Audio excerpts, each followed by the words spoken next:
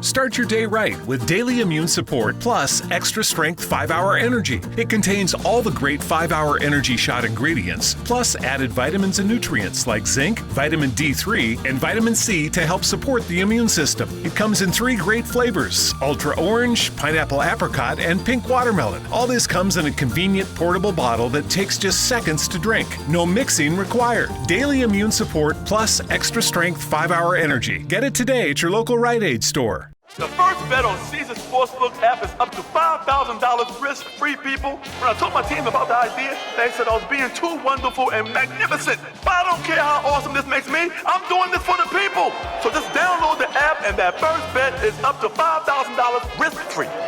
Caesar made an app for the people. Must be 21. Offer valid in Virginia only and for new players. Paid in bet credits. Terms and conditions apply. See Caesars.com/promos. Gambling problem? Call, text, or chat 1-888-532-3500.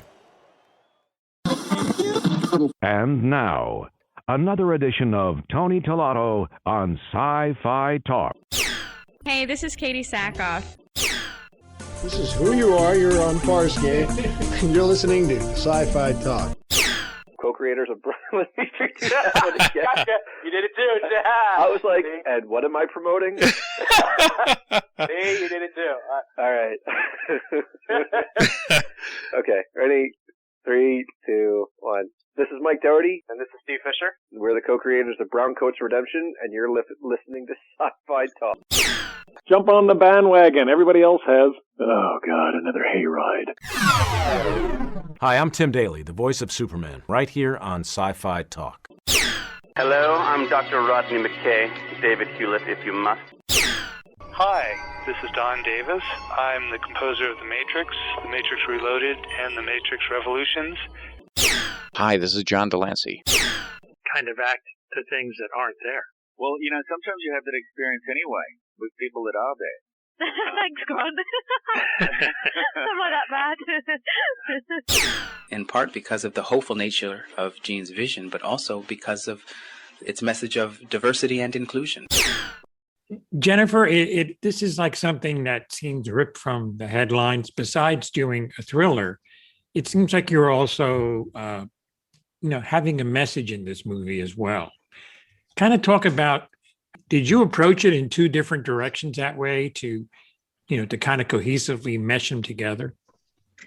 Yeah, I mean, I think that, when I was approached to write the movie from the producer, Tara Craig, and another woman, Alesia Glidewell, and they came up with the basic concept of doing kind of a social media horror movie about influencers.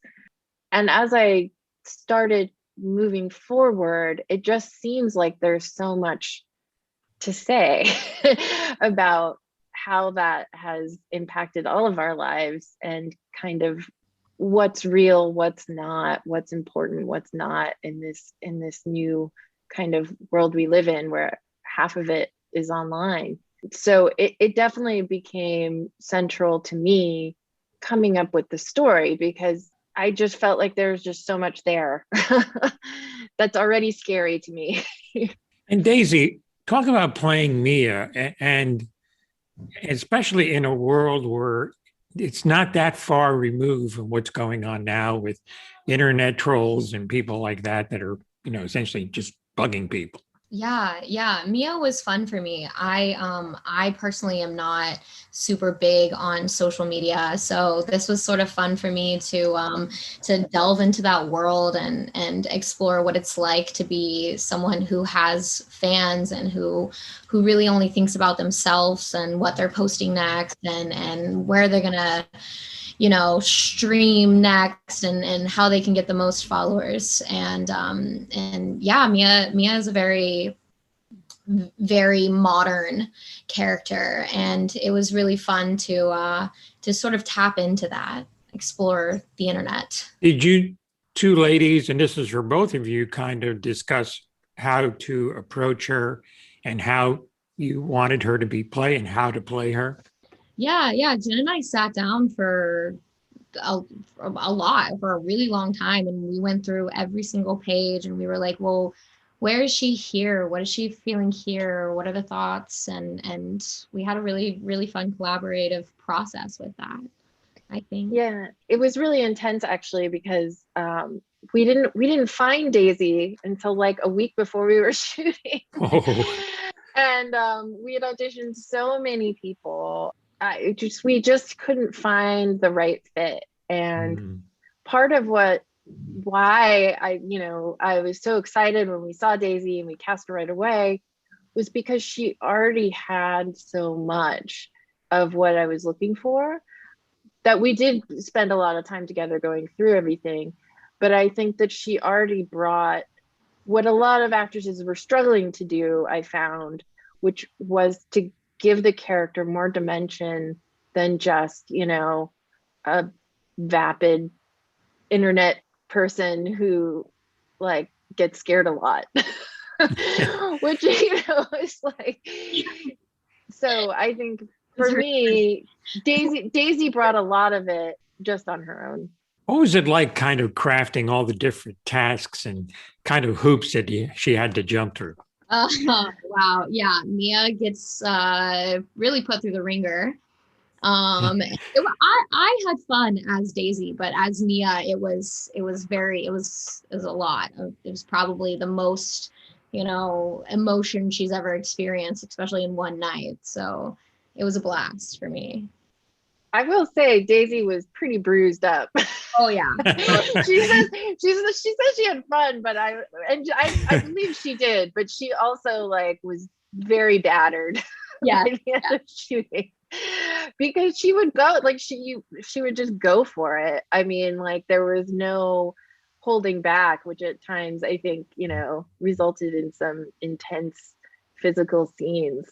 But they were a lot of fun to shoot because of that as well. Yeah. It was a blast. I was really hands-on with the Mia. Yes, I would say so. The only stunt I wasn't allowed to pull myself was the banister stunt. I will try not to get too many things, but I was like, let me jump. They were like, you do. No. I was like, darn. For both of you, how do you kind of keep that level of suspense going, especially when you have to cut in between scenes and, it's all cut together smoothly, but it's shot, it's shot in sections. So how do you maintain that as an actor and a director to kind of keep it going? It's about changing the tension, I think, so that it's not the same the whole way through. I think because that's really difficult to maintain. And also, if you're at a 10 the whole time, it stops feeling like a 10, at some point along the way. So that is something that Daisy and I went through before shooting is trying to figure out what kind of tense is this scene, when she's experiencing this, like, where is this on the scale of how she's feeling? Is this the max? Is she quietly scared? Is she visibly scared? Or maybe she's just trying to find different ways to express things and really trying to vary up the level so that it always felt fresh and new, and you didn't notice you had just been in a house for like an hour and a half. Yeah. Jen did an amazing job with keeping the energy on set exactly where it needed to be, and the entire crew too. Everybody was really, really on board and really involved in every single scene. Every single time we yelled cut, the energy pretty much remained the same. And yeah, Jen and I did a ton of prep work, which was super helpful in knowing exactly where we were, because of course we didn't shoot in sequence, and it was important to be able to reference the pages and say, well, this is the energy that we're trying to convey here. So yeah, that was super helpful. Did you try to push things as much as you could as far as violence or the task got more and more dangerous? Was there like a limit that you didn't want to, a line or a limit you didn't want to cross? I'm not a big body horror person. So like, I mean, there's one scene in particular, not to give anything away, but like what was difficult for me to watch because I have a fear involving it, and like to the point where like my stomach was making noises during the take, and like everybody could hear, and it was so embarrassing. The monster was up here and Jen was over here. Like, yeah, I was just like, I can't. Definitely some moments. Yeah, for me, I enjoy movies that like where the tension isn't based on that aspect of it, that it's more character driven and, you know, consequence driven, less of like really seeing the nitty gritty of it all. On the social media aspect, how do you see that kind of evolving? I mean, this could easily happen, and people have really pushed it to the limit as far as social media.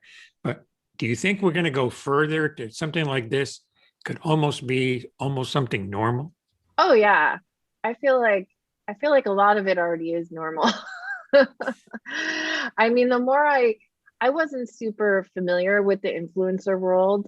So when I did research, when I was writing it, I felt so out of touch, first of all, because I go to look at this world and realize there were millions and millions of people involved in it. And I was like, how did I not even know about this? And then just the more you get into it, you realize like how much further everything has gone than we even realized, because unless you're really engaged in it the way, I mean, Daisy's, I'm sure she's much younger than me, so I'm sure her experience is a little bit different, but it was kind of like all of a sudden I pulled back a curtain and I was like, oh my God, like what's going on? So for me, it was a big surprise, but I also realized like, wow, we're already kind of there. Yeah. Yeah. Social media is something that I have a love-hate relationship with. And I really try not to be on it too much because I like to be present as possible. So doing research for Mia, I mean, makeup influencers have millions and millions of followers, which is insane. And just their essence and live streaming things. And it really is very much our world. Yeah, I mean, I can only say that it's kind of a little bit of good and bad, because the good is you connect with people you never would have connected with otherwise. And the bad is you connect with people you never would want to meet. Yeah. So it's very much. So it's a little bit of both. There's more sci-fi talk, so stick with it. Presented by Climate Power Education Fund. Does big oil care about our streets flooding or our homes burning? Not according to an ExxonMobil top lobbyist. Did we aggressively fight against some of the science? Yes. You know, we were looking out for our shareholders. They care about profits, not people. Learn more at polluters.exposed. Streaming only on Peacock. What do you know about Dr. Dunch? He was charming, intelligent. My patients mean everything to me. Based on the unbelievable true story. I can't make sense of it. Dunch has 2 deaths that we know of. The state of Texas has executed people for less. It's like he knew what he was supposed to do. And he did the exact opposite. Dr. Death, starring Joshua Jackson with Christian Slater and Alec Baldwin. I am going to fix you. All episodes streaming now, only on Peacock. Streaming only on Peacock. What do you know about Dr. Dunch? He was charming, intelligent. My patients mean everything to me. Based on the unbelievable true story. I can't make sense of it. Dunch has 2 deaths that we know of. The state of Texas has executed people for less. It's like he knew what he was supposed to do. And he did the exact opposite. Dr. Death, starring Joshua Jackson with Christian Slater and Alec Baldwin. I am going to fix you. All episodes streaming now, only on Peacock. Here's more sci-fi talk with Tony Tolato. Talk about as far as the lighting that you used, and there's like a scene where she's sitting and it's almost like she's lit by the monitors to kind of show, like in 2001 when Bowman's in the pod and all the lights are surrounding him. He's like, you know, it's like a surrounded by technology kind of moment. Talk about that and the lighting that you wanted to use for this particular film to create that mood. The DP and I talked about that a lot, actually, of the idea of, you know, there were plenty of scenes where she's mostly lit by a phone screen. You know, we use that a lot as just like for her face light. But the idea is that, you know, I mean, I can't tell you how many conversations I've had with people while they're looking at their phone, and all you see is the light on their face, you know, if it's nighttime, and or if you see cars driving by at night and you just see all the phones glowing, you know, inside the cars. There's something about that glow that is really become, you know, just as commonplace as like, you know, a lamp or anything else. I mean, I think that we all spend so much time on those screens that also it's like you don't even notice that the whole room has gotten dark around you. Like, oh yeah, the sunset. You know. So definitely we definitely focused in on that feeling for sure. It is scary how we are surrounded by technology. As far as the shooting, how much time did you have to shoot this? Not enough. Oh, we did a 12-day shoot. We had an extra 13th day for just for stills and other things to pick up on. But yeah, it was like 2 6-day weeks that were just very intense. The way we approached it is, you know, I really tried to think of it. I have an editing background, so I really tried to think of it, try to be as efficient as possible in knowing exactly what we needed and not shooting anything else but that. And so that allowed us to get through it. Even then, it was incredibly difficult. Spoken like a true editor, editing in the camera as you're shooting. Yeah. You know, that's definitely it. I'm sure it was annoying for Daisy because there'd be times when like she'd be doing something. I'm like, oh, don't worry about it. We're not going to use that part. Yeah. but like, no. But for the most part, we shot. The script is the film. Wow, that's good. That's economic. Was there anything as far as her clothes, Daisy, or anything that you would put on and it was Mia? I mean, she doesn't necessarily have to dress the way you dress, but when you put on her clothes, did that help you get into who she was? Yeah, her clothes for sure. She likes pastel. She likes pink. She's very girly. I like green. I like white. So it's very different than my own self. So that gave me an element of you know, stepping into Mia's world, but also just, you know, we were shooting on set. We had this house and just being there. It was all set decorated for Mia's house. That helped, and getting into Mia's mindset as well, going to the places that she has to go to in this film. That was one of the main things that took me to Mia. And musically, you could have gone the traditional way, but you also blended in all kinds of underground bands and things like that, and kind of spiced it up a little bit. What led you in that direction? You know, I really love music, and I'm a big music fan. And as I was putting the movie together, I really love Johnny Jewel and the chromatics and all the stuff he does. Anyway, I'm just a fan. Sure. So I started just temping with his music, and then I was like, well, this is what we have to use. And so that's kind of where we went from there. And then, you know, I always kind of knew, you know, the punk band for the end credits is also a band that I've been a huge fan of for forever. And I was really excited just to reach out to them and see if we could get that song. But I don't know. I think that like the whole movie, I was just really trying to not do the traditional thing as much as I could, because there's some things you just can't escape that are always going to be there. So what I can make different, I wanted to. Daisy, was there any kind of process that you did before you went on set to kind of get you ready for the day? Coffee, for sure. Starting at 5 a.m. every day. Like Jim said, we had about a week to prepare. So I just did a deep dive into the script. I did all my annotations. I put myself in Mia's shoes the 5 or 6 days I had leading up to Mia. So I was like ready to go in, just full force. You did some makeup tutorials, I remember. I did some makeup tutorials in my house, which there's nothing compared to the people who are doing it professionally as influencers. But I did my best to, go to that world to try to capture the essence of what it takes to be an influencer. And Jennifer, how was the editing process?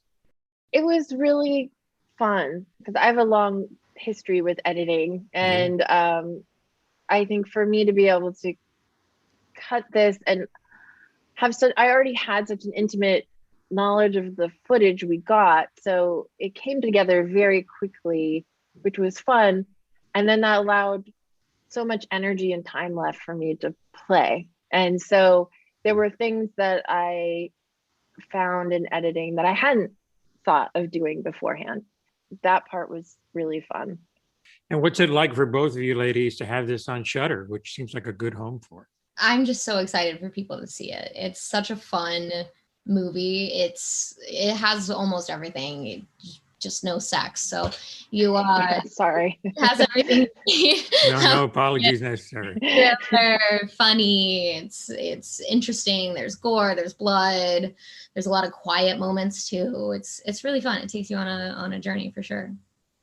Yeah, I mean, I just really love Shudder. I think that what they've done for the horror genre and sci-fi genre is just pretty amazing. I feel like they're really elevating it. And, you go on that platform and the way they've just organized it, you get like a film education. I mean, the history that they have there, the respect they have for all the different kinds of approaches and historically, like what was popular in Japan and what like Italy in the 70s and all these things that you realize, like, there's so much more to this genre than, people like to think. And I think it's just like the coolest place ever for our movie to be.